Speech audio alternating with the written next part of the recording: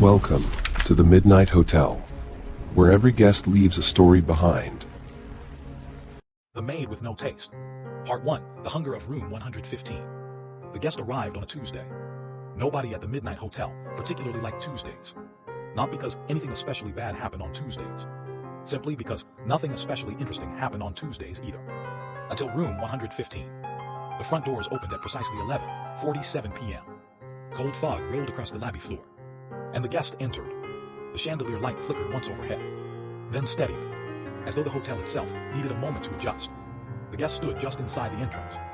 3 meters tall, pinkish skin, catching the amber light in ways that human skin does not catch light. Pale orange hair, the color of something between amber and straw, hanging loosely around a face that was otherwise entirely unremarkable, except for the absence of eyebrows. And the teeth, perfect teeth, red, not stained, not damaged, simply red. The way certain things are simply the color they are without explanation or apology. He wore a suit that had been made for him specifically. There was no other explanation for how it fit something of his dimensions, dark gray, well pressed, a pocket square folded with geometric precision. He carried a single piece of luggage, a case the size of a small wardrobe. He set it down beside the entrance with the careful attention of someone placing something valuable. Then he looked toward the reception desk and smiled. Behind the desk, the host regarded him, not with the composed neutrality he offered most arriving guests. Something different, something older, the particular quality of recognition between two things that have encountered each other before, across a very significant distance of time. "Welcome back," the host said. Quietly, the guest's smile widened. His red teeth caught the chandelier light. "It has been a while," the guest replied pleasantly. His voice was entirely normal, entirely at odds with everything else about him. "The street outside has changed," he continued. "The hotel has not." "The hotel rarely does," the host replied. "No," the guest agreed. "That is why I return."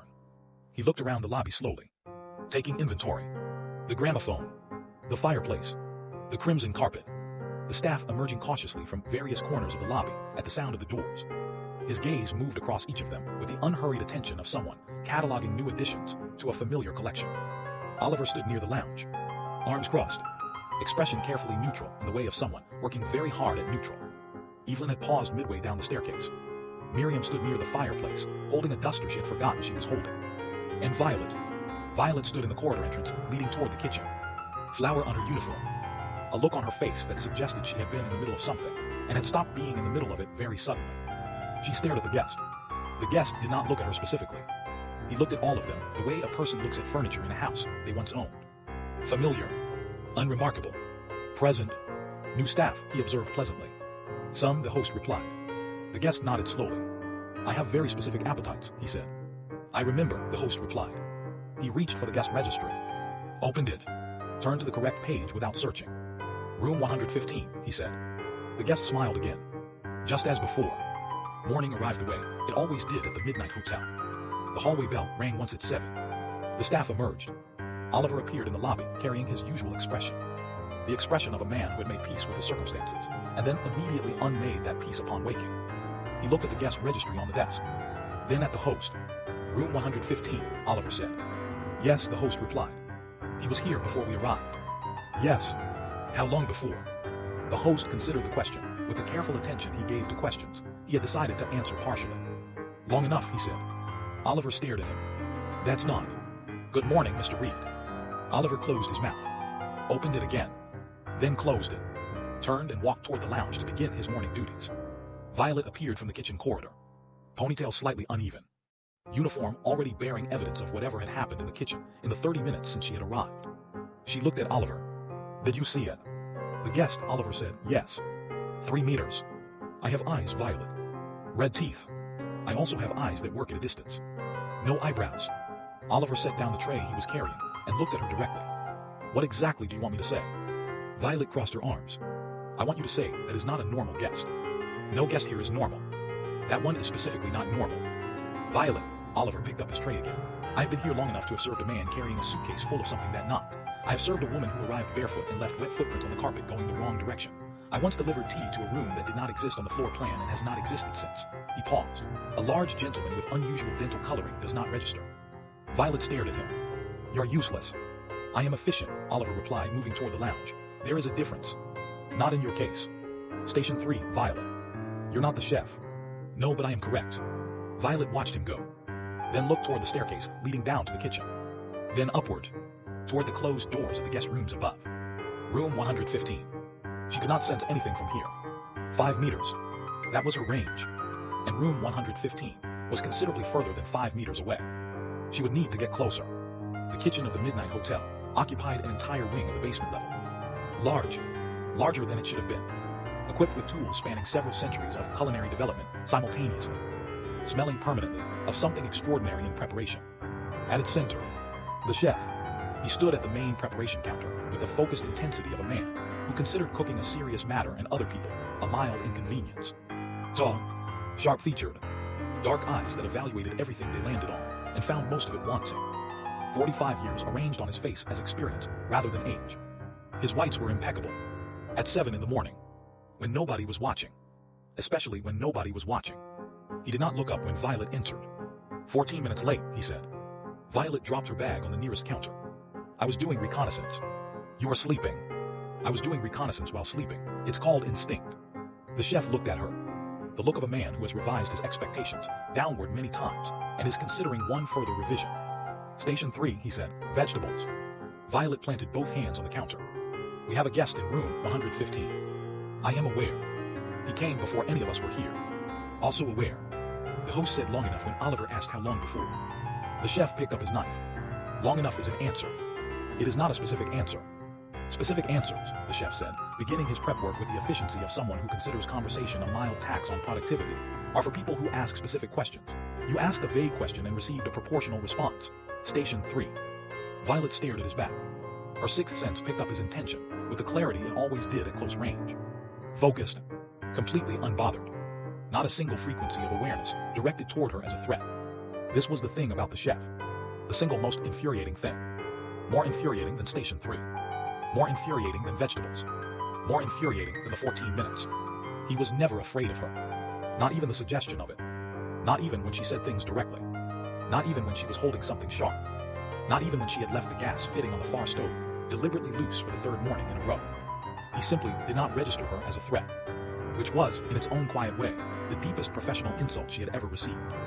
Violet moved to Station 3. Picked up a knife. Looked at the loose gas fitting. Then at the chef's back. Then at the knife. She began chopping vegetables. The first note from room 115 arrived at 8. Through the brass communication tube on the kitchen wall. A folded piece of paper. The chef opened it. Read it. Read it again. Placed it on the counter. Looked at it. Violet watched him from Station 3. What does it say? The chef handed it to her without speaking. Violet read it. The guest in room 115 had requested. Everything. Not a selection. Not several dishes. Everything available. Every protein. Every preparation method. Every sauce. Every side. In a handwriting that was entirely pleasant and entirely serious simultaneously. At the bottom in smaller script. I trust the kitchen will not disappoint. I have been disappointed before. It is unpleasant for everyone involved. Violet looked at the chef. I should deliver it. You should finish the carrots. I'm the best person to deliver it. You are currently the only person chopping carrots. Finish them. Chef, the carrots, he said, already moving, are not going to chop themselves, though I suspect you have attempted to arrange exactly that at some point. Violet looked at the note. Then at the chef's back. Then at the loose gas fitting. She put the note down. Finished the carrots. Started the parsnips. Watched the chef work with the furious attention of someone filing information for later use. By noon, room 115 had sent 4 notes. Each requesting more. Each pleasant. Each carrying that same underlying suggestion of consequences for disappointment. The chef prepared everything. Without panic. Without complaint. With the focused and faintly terrifying competence of someone for whom an impossible order was simply an interesting problem, requiring an elegant solution. Oliver delivered the first 3 trolleys upstairs. He returned each time with the empty dishes and the same expression. On the 3rd return, Violet intercepted him in the corridor. Well, Oliver set the trolley against the wall. He eats everything. And then he wants more. Is he satisfied? Oliver considered the question with genuine thought. No, he said finally. He is not unsatisfied in an angry way. More, he paused. He eats, he considers, he finds it good, and then realizes it is not quite what he was looking for. Violet frowned. Like he doesn't know what he actually wants. Like he knows exactly what he wants, Oliver replied, and hasn't found the words for it yet. They looked at each other. For once without argument. I'm delivering the next one, Violet said. Oliver picked up the trolley. The chef said, The chef, Violet said, is not going to know until I'm already upstairs. Oliver opened his mouth, then closed it, then looked at the ceiling briefly. If he asks, Oliver said, I was in the linen cupboard. You're a coward. I am strategically unavailable, Oliver replied, walking away. There is a difference. The fourth trolley was ready at 2 in the afternoon. Violet was waiting beside it before the chef had finished arranging the last dish. He looked at her. She looked at him. I'll deliver it, she said. Oliver is strategically unavailable. The chef studied her for a long moment, his dark eyes evaluating, his sixth sense, mastered in touch and taste, picking up nothing from her that registered as threatening. As always, as infuriatingly always. Don't speak to the guest, he said. Of course. Don't touch anything in the room. Naturally. And don't, he paused, seemed to be searching for a specific instruction to cover a specific concern he could not quite articulate. Just deliver it. That is what delivering means, Violet said pleasantly. She took the trolley, wheeled it toward the service elevator. The chef watched her go, then turned back to his counter, entirely unbothered. The service elevator opened onto the first floor corridor. Violet wheeled the trolley along the carpet, past numbered doors, past the low light of the wall lamps, past the painting near the corridor's midpoint that showed a forest with too many moons. She did not look at it directly. She had learned that rule quickly. Room 115 waited at the end of the corridor. Violet slowed as she approached. She raised her hand, knocked 3 times. A pause. Then, enter. The voice was pleasant, normal. The door opened. The guest sat at the small table near the window. His size made the furniture look provisional, like props placed in the approximate vicinity of their correct positions, without full conviction. He had removed his jacket. His red teeth showed briefly as he looked toward the door. Ah, he said, a new one. Violet wheeled the trolley inside. She was 5 meters from him. Then 4. Then 3. And at 3 meters, her sixth sense opened. What arrived was not a single clear signal. It was vast. The hunger she perceived from him was not the hunger of someone who had missed a meal. It was the hunger of something ancient. Something that had been present so long, it had stopped being urgent and become simply permanent. A need so deep and so specific that everything placed before it was received with genuine appreciation and genuine inadequacy simultaneously. The food was good. She could sense that he knew it was good. The finest food he had encountered in a very long time. And it was not quite what he needed. Violet set the dishes on the table carefully. The guest watched her with the pleasant attention of someone who found everything mildly interesting. You are small, he observed. You are large, Violet replied. A pause. Then the guest laughed. Genuinely. A warm and entirely normal sound coming from something that was entirely not normal. Fair, he said. Violet straightened, looked at him directly. At 3 meters, his intention was completely clear to her. He was not dangerous. Not to the hotel. Not to the staff. He simply wanted something. Something specific. Something he did not have the language to request, because he had not eaten it in so long he had almost forgotten it existed. Almost. Violet looked at the dishes she had just delivered. Then at him. Is there anything else you require? She asked. The guest considered the food before him. This is very good, he said. Thank you. It is the best I have eaten in, he paused, a considerable time. But, Violet said. The guest looked at her, his eyebrowless face entirely readable in its mild and ancient dissatisfaction. But he agreed softly. Violet nodded once, then turned toward the door. Enjoy your meal, she said. She wheeled the empty trolley back into the corridor. The door closed behind her. She stood still for a moment, her sixth sense still carrying the faint residue of what she had felt inside that room. Vast hunger. Ancient. Specific. She knew that hunger. Not from cooking. From something considerably older. She began walking back toward the service elevator. Her mind already working. Already calculating. One more day. She would watch for one more day. And then, she would give the guest exactly what he needed. Whether the chef knew about it or not. The gas fitting could wait until tomorrow. End of part 1. Thank you for watching. Please leave a like and subscribe our channel for more stories.